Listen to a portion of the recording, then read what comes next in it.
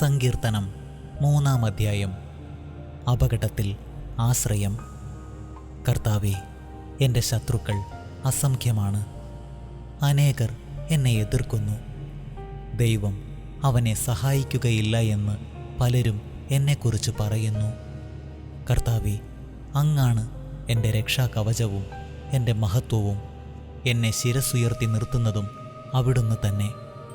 ഉച്ചത്തിൽ ഞാൻ കർത്താവിനെ വിളിച്ചപേക്ഷിക്കുന്നു. തൻ്റെ വിശുദ്ധ പർവ്വതത്തിൽ നിന്ന് അവിടുന്ന് എനിക്കുത്തരമരുളുന്നു. ഞാൻ ശാന്തമായി കിടന്നുറങ്ങുന്നു, ഉണർന്നെഴുന്നേൽക്കുന്നു. എന്തെന്നാൽ ഞാൻ കർത്താവിൻ്റെ കരങ്ങളിലാണ്. എനിക്കെതിരെ പാളയമടിച്ചിരിക്കുന്ന 10,000-ങ്ങളെ ഞാൻ ഭയപ്പെടുകയില്ല. കർത്താവേ, എഴുന്നേൽക്കണമേ. എൻ്റെ ദൈവമേ, എന്നെ രക്ഷിക്കണമേ. അങ്ങ് എൻ്റെ ശത്രുക്കളുടെ ചെകിട്ടത്തടിച്ചു. ദുഷ്ടരുടെ പല്ലുകളെ അങ്ങ് തകർത്തു. വിമോചനം കർത്താവിൽ നിന്നാണ്. അവിടുത്തെ അനുഗ്രഹം അങ്ങയുടെ ജനത്തിന്മേൽ ഉണ്ടാകുമാറാകട്ടെ.